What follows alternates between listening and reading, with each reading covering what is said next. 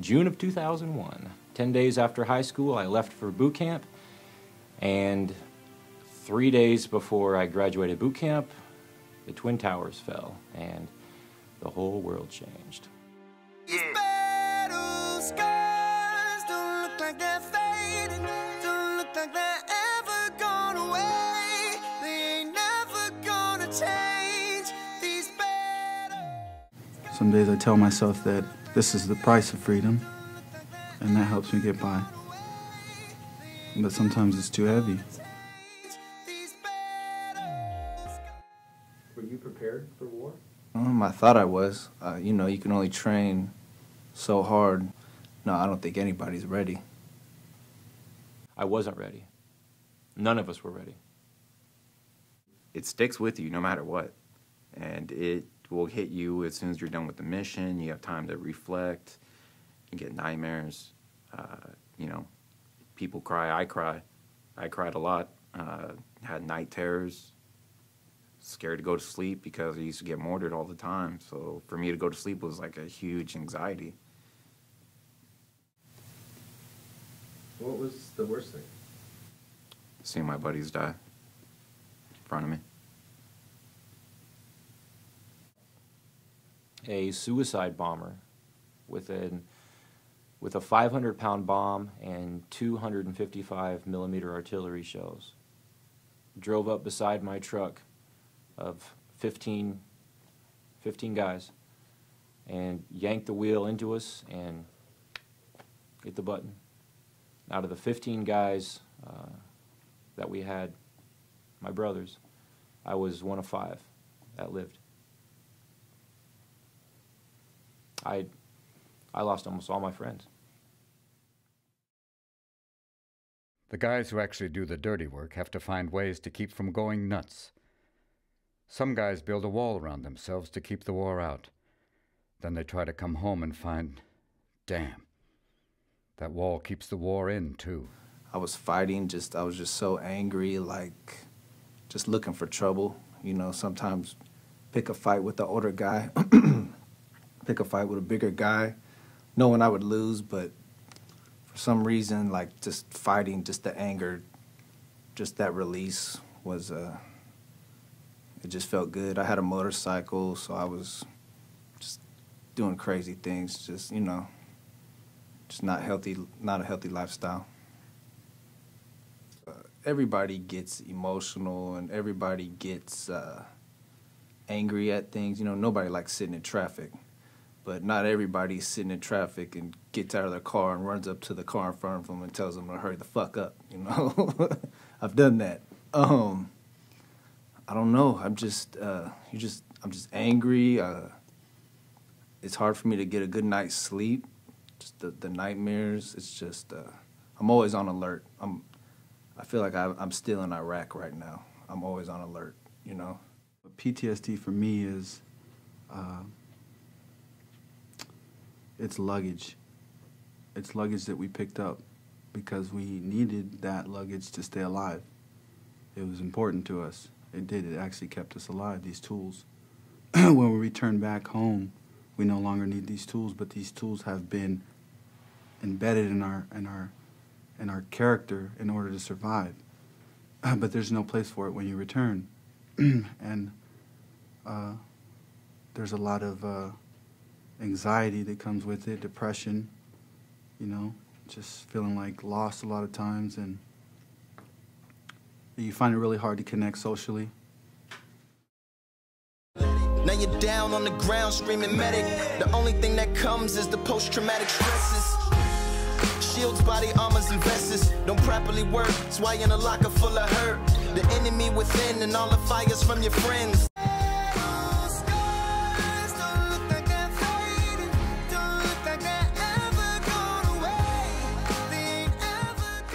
And the VA wasn't doing anything to help me out. You know, it's been roughly 6 years now, and the VA still hasn't done anything for me. I'm still waiting to get rated from the VA. I have PTSD, TBI. I have had 2 knee surgeries, back injury and shoulder injury, and I submitted everything for, you know, on my side. It's just I'm waiting on them now. And they say it usually takes up to a year. And since I've refiled my appeal, it's been over a year. It's been about a year and 5 months, and I still haven't got anything back from them. So they're so backlogged, and it's a bad whole situation in general for returning veterans. We're not getting the help that we need. And it's sad, and it's really unfair. My expectations was to have support from my country, my branch of the service, the VA. And I didn't get much of that when I returned. I was actually by myself for a long time. I didn't really know what was going on. Like a tribe of lost boys looking for a pathway home. As luck would have it, they found one.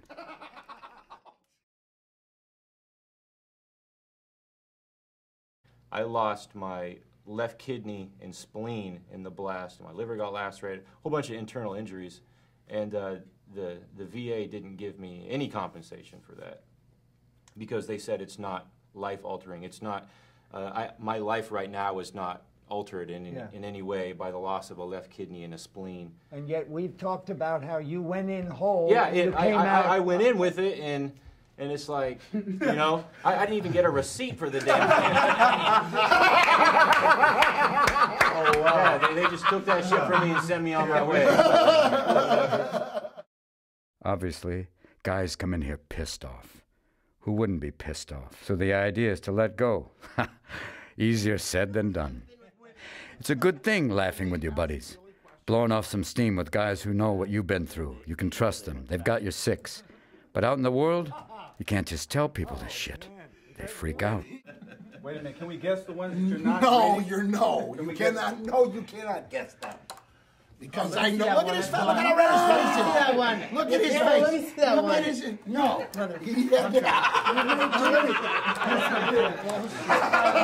You've made too many strides in recovery. We can't set you back. Dale. Look at his face. Brett, stop kicking at him. You should read them, that's all. God, no. Dale's wife. Dale's wife. Sorry, Dale. Recovery, okay? All right, stop. Here we go. Come on, get serious now. Serious. Okay, seriously. No, seriously. Well, seriously. No, seriously. Thank you, Alex. Okay. Oh. Things about women that frustrate you.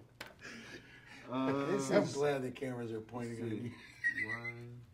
Here we go. Things about women that frustrate you. Okay. This is gonna be bad. It's lucky there's no window. Body says hell yeah, voice says hell no. When they accidentally call me Dale. When they That's all you can come up with. You know you haven't been with women. heavy women with skinny jeans. That was TJ. That's Alex. Stop reading over my shoulder, fool. That's all you tell. Stop ear hustling. When they ask silly questions like, do I look fat? When they know they look fat. Oh, man. Is that you? When he, Keep going. laughter plays a great tool. It's a great tool towards getting you as a defense mechanism against all the hostility and toxicity out there. Just to be able to laugh and to kind of everything that we've gone through, or that I've gone through, to be able to maybe kind of set it aside, you know, and just kind of laugh and make fun of each other and Let your guard take down. let your guard down. Yeah. Just take a break from everything. Yeah. That's what I learned, you know. Anybody else? Let your guard down.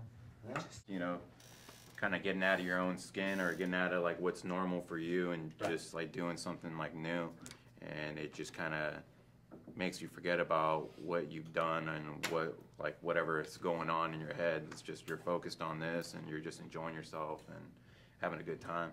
Being in the moment. Yeah, exactly. Yeah. So I mean, that's pretty much what I got out of it. Yeah. I think art is about expression. We don't normally carry the words to be able to explain emotions like that. So through art and expression and painting and writing and drawing and Laughing. all that good stuff, we're able to kind of get out what we keep inside. And it's a good thing. And we can reach a lot of people like that too. Right. And what's the importance, do you think, long-term to other vets, not just yourselves, guys?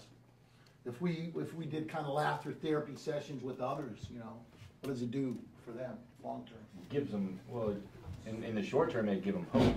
Yeah. That there is a way out, that they're not trapped. Yeah, that they're not trapped. And that little shred of hope can be the one thing that would save somebody's life. Yeah, it helps you to heal. You know, just learning about the healing properties of laughter. Definitely, it puts you in the now. Right. You know, and when you suffer from post-traumatic stress disorder, you usually live in the past, which brings depression, or in the future, which brings anxiety. So laughing really grounds you and helps you to, like, be in the moment. To be angry when you're smiling. Yeah. You know, it's definitely important to find balance, you know. So did you ever think you'd be sitting around a table with a bunch of guys cracking jokes and having fun and? No, I didn't think I was gonna wind up here cracking jokes with these guys, man. I'm thankful for it though, because it saved my life. And it's the only thing that I know. I swear it will get easier. Remember that with every piece of you. And it's the only thing we take with us when we die. We keep this love in a photograph. We made these memories for ourselves, where our eyes are never closing, hearts were never broken, time's forever frozen still.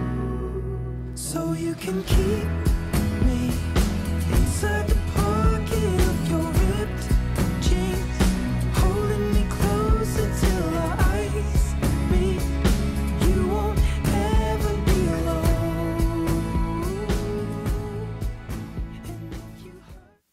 I'm Tom Bird, founder and executive director of Walking Point Foundation. I'm a Vietnam War veteran, and when I returned, it was to a less than friendly America.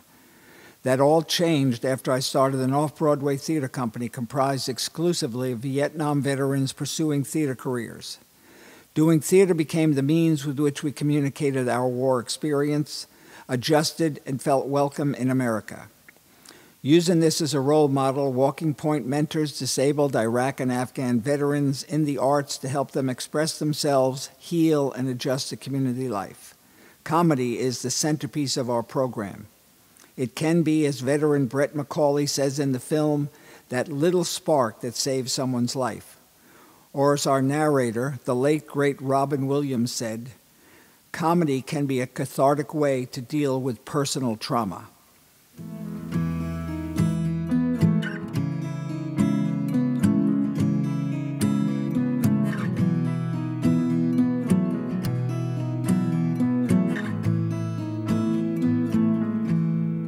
Loving can hurt. Loving can hurt sometimes, but it's the only thing that I